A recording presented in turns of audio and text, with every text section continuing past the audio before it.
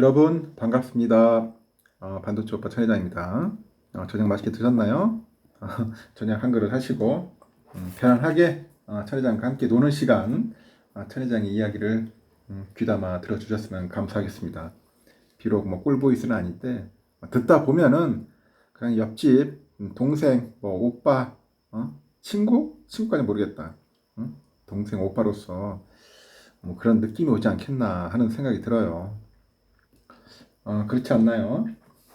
하여튼 여러분 즐거운 저녁 시간 보내시기 바라고, 지금 보니까 코스피하고 코스닥은 제가 오늘 쭉 살펴보니까 역시 흐름이 좋지 않더라고요. 오늘 코스피 2,500이 깨졌어요. 깨져가지고 좀 충격스러웠습니다. 개인들도 기관들도 좀 샀고, 외국인들이 팔더라고요. 외국인들이 1,338억을 이제 매도를 합니다. 매도를 했고요. 구성 종목 쭉 보니까 빠진 종목들이 많아요. 이번에 2차전지들이 좀 많이 힘이 없더라고.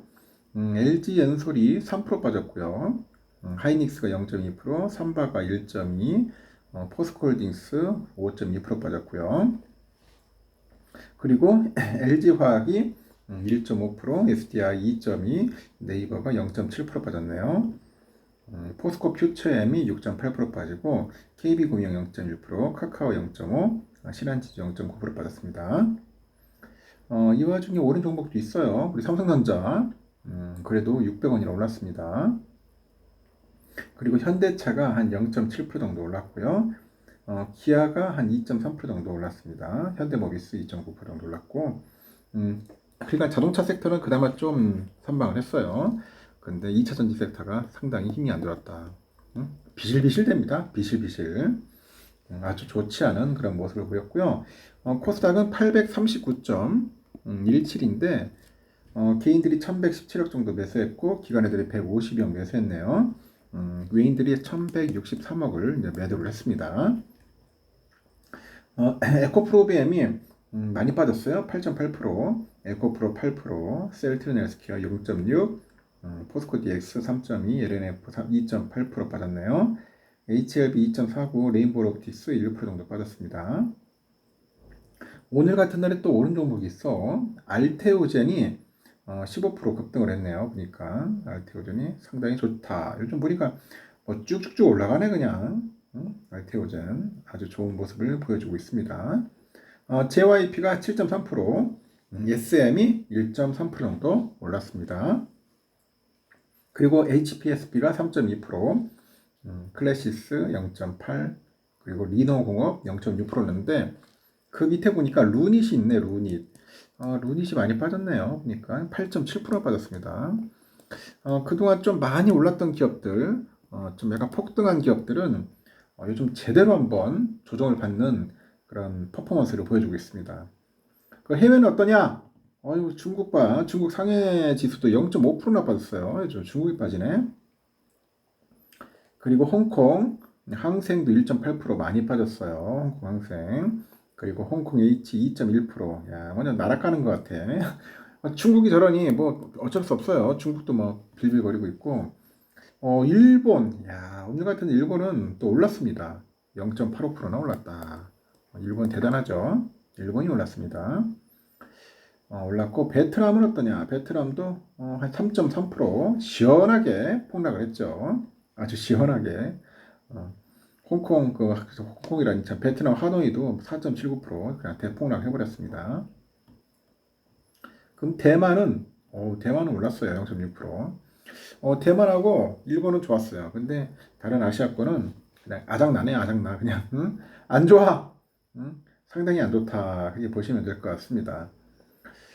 지금 보니까 유가 때문에 난리야, 유가. 기름값 때문에. 국제 유가가 이번 주 들어서 수급 우려 부각 속에서 다시 상승 곡선을 그리고 있습니다. 전문가들 사이에서도 전망이 엇갈립니다.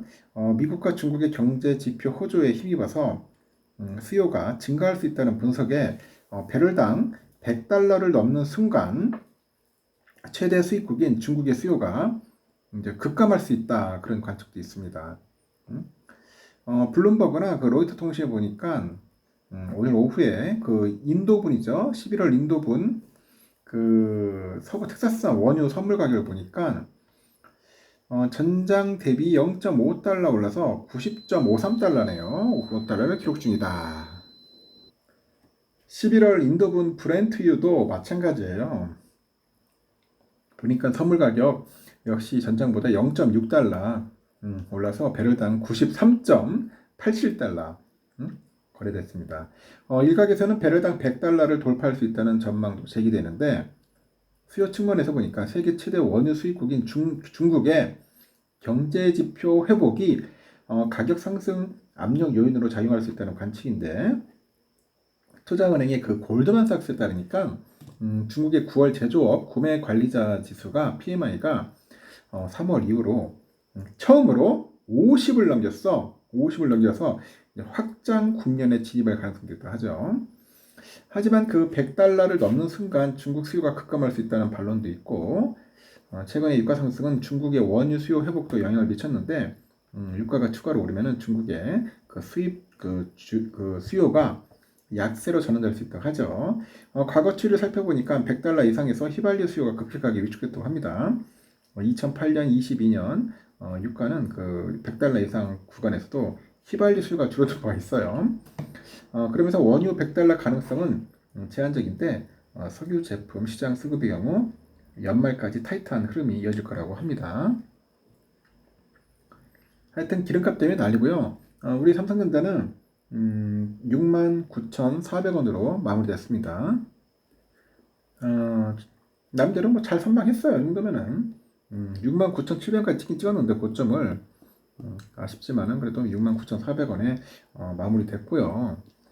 그리고 외인들이 오늘 좀 샀어요. 44만 주 정도 순매수했고요. 기관들 좀 팔고 개인들 팔았는데 오늘 연기금 애들이 겁내 팔더라고. 한 100만 주 이상을 매도를 했습니다. 연기금 애들이 아주 고춧가루 확 뿌렸다. 그리고 모건 스탠리 애들이 146만 주, JP 애들이 125만, 골드만이 110만 주 정도 매수를 했고요. CL이 한 124만 주 정도 매도를 했네요. 모건 스탠리 39만, 메릴린치 29만, 골드만 13만, JP 9만 4천 해가지고 매도를 했습니다. 매수와 매도가 좀 왔다 갔다 하고 있고요. 공매도 물량은 33만 주 정도 나왔어요. 33만 주 정도 좀 나와 있고 우선주도 오늘 좀 비실 됐죠. 우선주 54,700원 뭐 왔다리 갔다리 하고 있더라고요. 보니까 왔다 갔다 하고 있는데 아쉽네요. 아침에 좀 오를 것 같더라고.